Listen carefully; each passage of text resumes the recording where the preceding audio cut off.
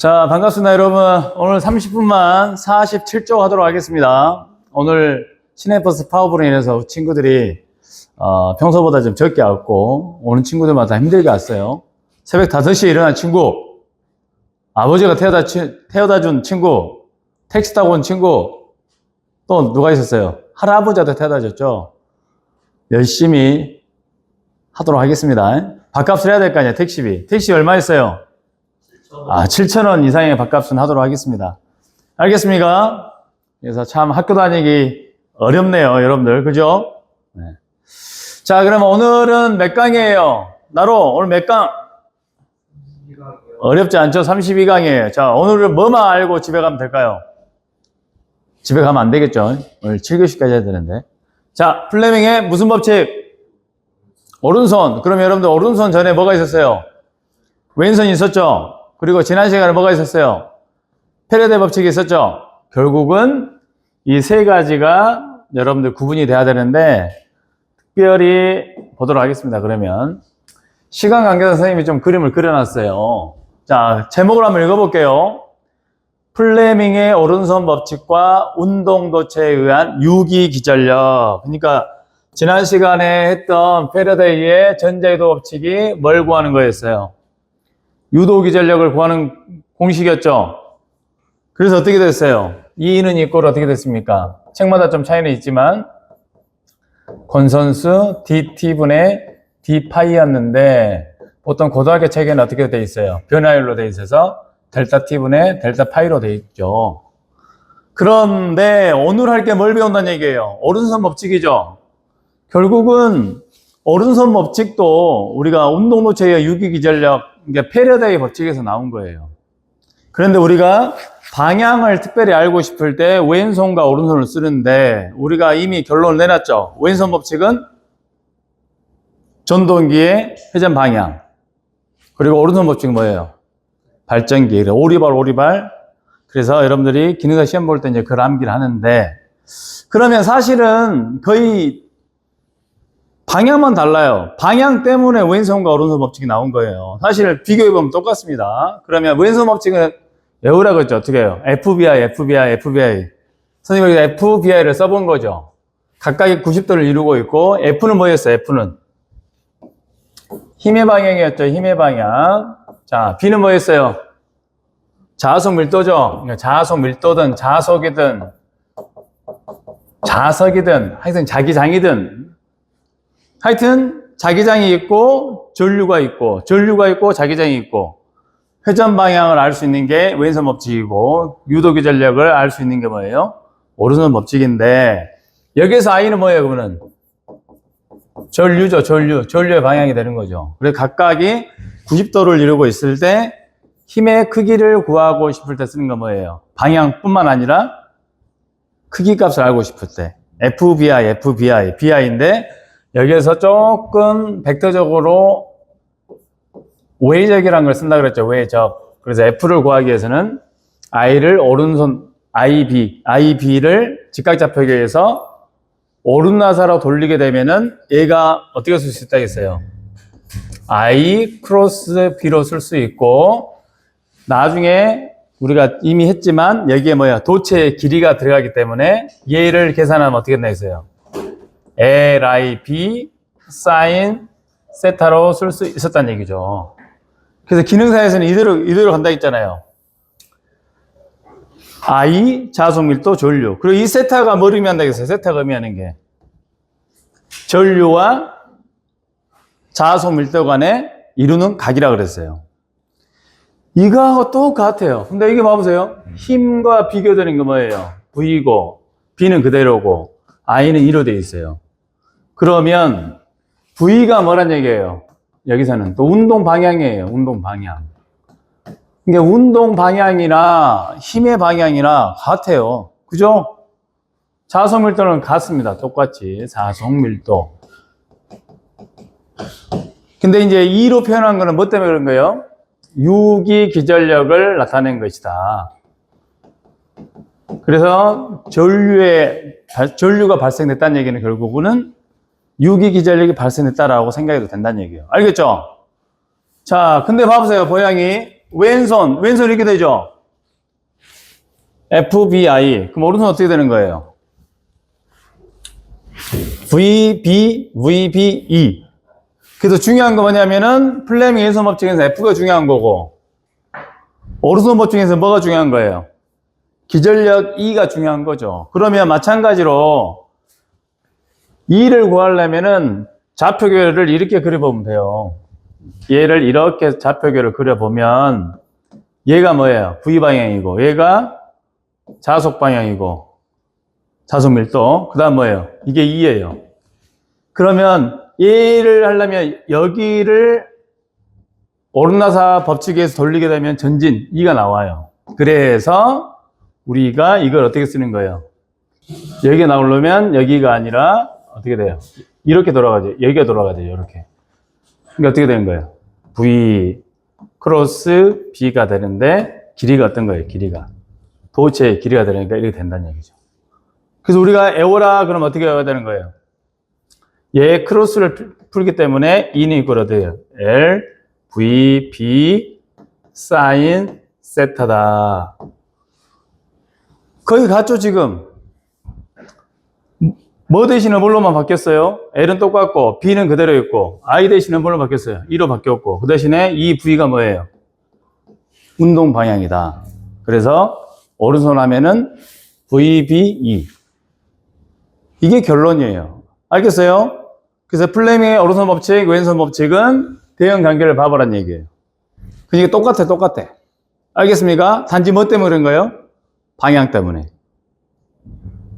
자, 근데 우리가 이미 FBI를 먼저 암기를 했기 때문에 그 다음에 암기하면 좋겠죠. 알겠습니까? 됐어요? 자, 그러면 이제 그 다음 쪽 넘어가도록 하겠습니다. 똑같은 말이에요. 결국 이제 플레밍 오른손 법칙이 어떻게 계산됐느냐를 이제 이런 패러데이 법칙으로 설명하는 거예요. 그래서 큰 제목이 뭐라 되어 있습니까?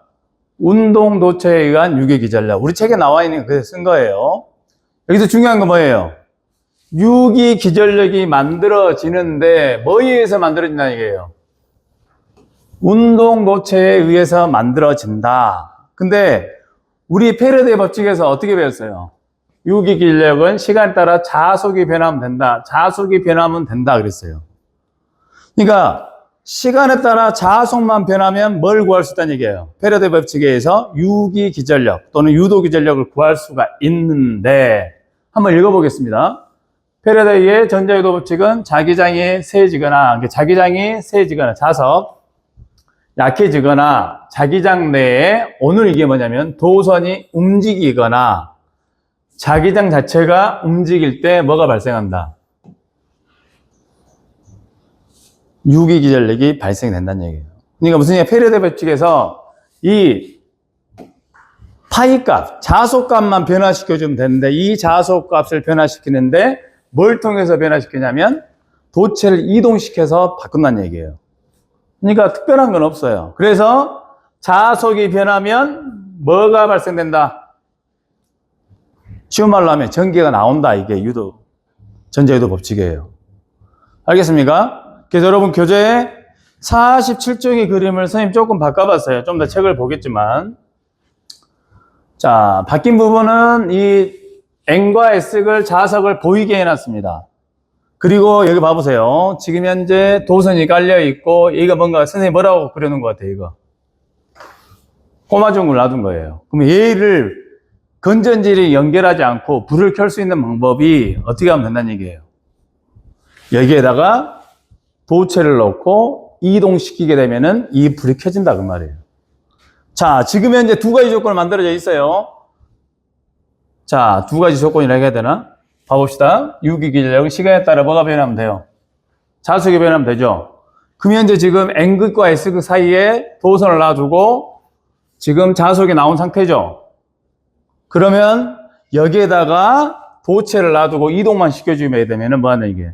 자속이 변한다는 얘기예요.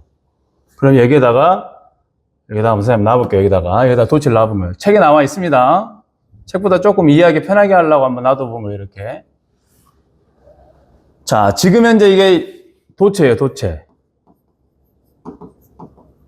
그 여기 지금 맞닿아 있죠. 둘이 맞닿아 있죠, 지금. 지금 전류 흘러요, 안 흘러요? 지금 안 나오죠? 어떻게 하면 나오는 거예요? 자속을 변화시킨다. 얘를 이쪽으로 옮기게 되면 이 자속 밀도, 이 자속이 변화가 이루어진다. 그 말이에요. 그러니까 여기에서 플레밍의 오른손 법칙에 의해서 기전력이 튀어나온다. 그 말입니다.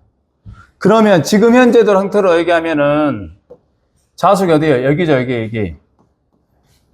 자속 이 방향이죠? 그리고 선생님이 이제 이걸 어떻게 해요? 이 도체를 이쪽으로 이동을 시켜, 이쪽으로 이동을 시킬 거예요, 이동을 시키면 이쪽으로 이동을 시킬 거예요, 그거를 운동, V로 한 거예요.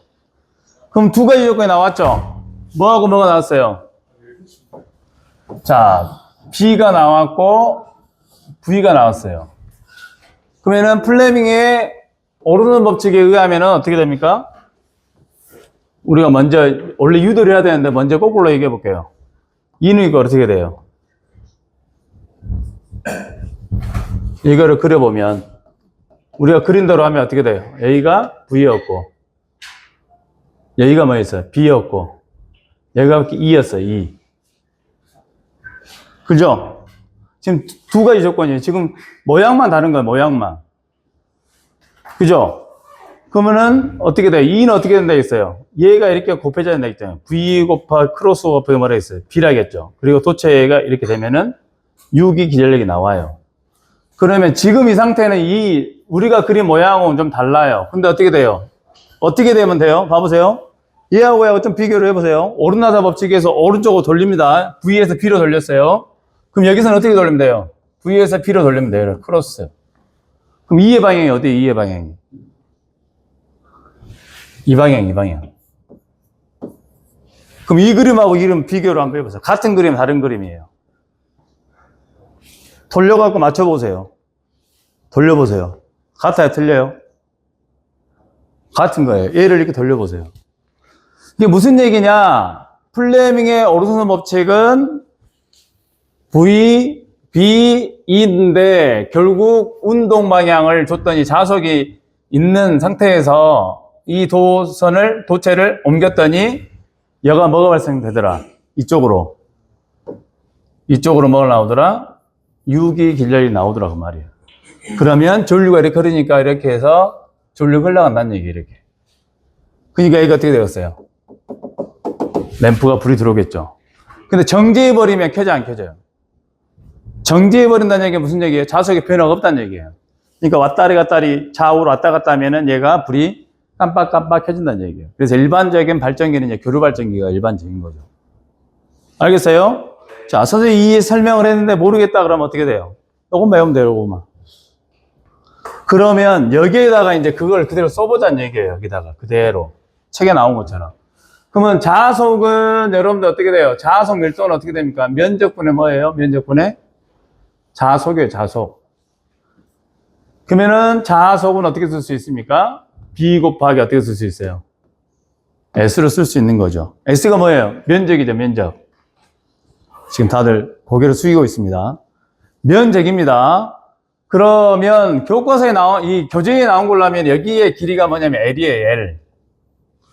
도체의 길이가 L입니다. 그리고 이 이동거리가 여러분 책대로 하면은 미소 길이로 DY로 돼 있어요. 그러면 이 면적을 어떻게 구할 수 있어요? 면적. 가로 곱하기 세로가 되겠죠? 자속은 어떻게 되겠어요? 가로 곱하기 세로니까 L 곱하기 DY가 되는 거예요. DY. 근데 여기서 이제 변화율로 했기 때문에 여기를 좀 우리식으로 알아먹게 좀 쓰자면 자속의 변화는 없으니까 뭐만 변화가 있는 거예요? 면적만 변화가 있기 때문에 S로 써본 겁니다. 이렇게. 그러면 어떻게 쓸 수 있어요? 델타 T분의 B 곱하기 여기 나와 있는 대로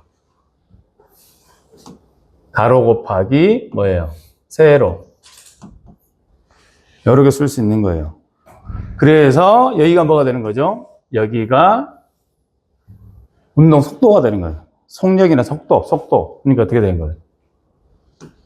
B, L, V. 근데 이게 크로스가 되기 때문에 어떻게 돼요?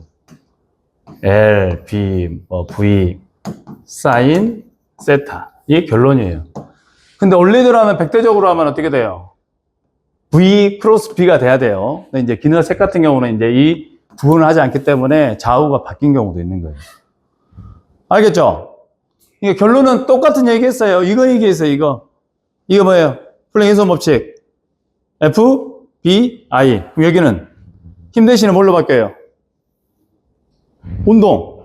V, B. 졸류 대신에 뭘로 바뀌는 거예요? E로 바뀌는 거죠. 끝난 겁니다. 알겠어요? 그러면 교재를 통해서 어떻게 되어 있는가 보도록 할게요. 교재는 말이 조금 더 많이 써져 있죠.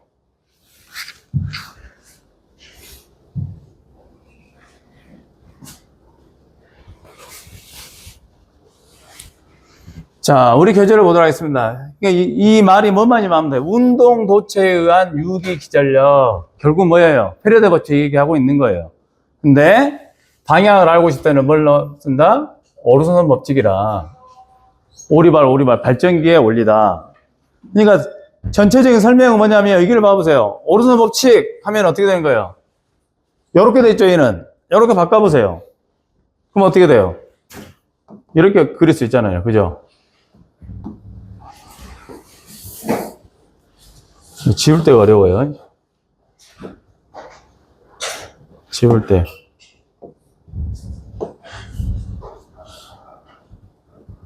오랜만에 지우려니까 안 지워지네. 여기 있나, 여기?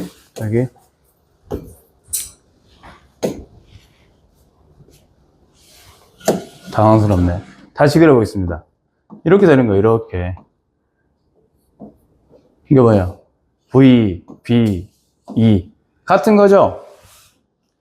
자, 그래서 그림을 읽게 되면 B가 일정할 때 A, B 사이 DY만큼 이동하게 되면 어떻게 된다, 이게 자속이 변하기 때문에 뭐가 나온다? 기전력이 나온다, 그 말이에요. 기전력이 발생한다. 그거를 지금 이렇게 그림을 표현해 놓은 거예요. 근데 이 그림을 밑에 설명하고 있어요. 그러면 FBI는 끝났고, 자, 이거 봐보세요. 도체가 이동하는 속도가 빠르면 세교하는 자기장이 변하기 때문에 뭐가 커진다? 유기 기전력이 커진다고 말이에요. 그러니까 뭐예요? 그냥 공식대로 하자면 이거는 이꼬르 L, 뭐 V, B, 사인, 세타. 그러니까 자속이 많이 변하면 어떻게 되는 얘기예요? 얘도 커진다는 얘기고, 또 운동도 빨라지면 커진다 그 말이에요. 근데 결국은 뭐예요, 이게? 패러데이 법칙에 의해서 자속의 변화를 얘기하는 거예요.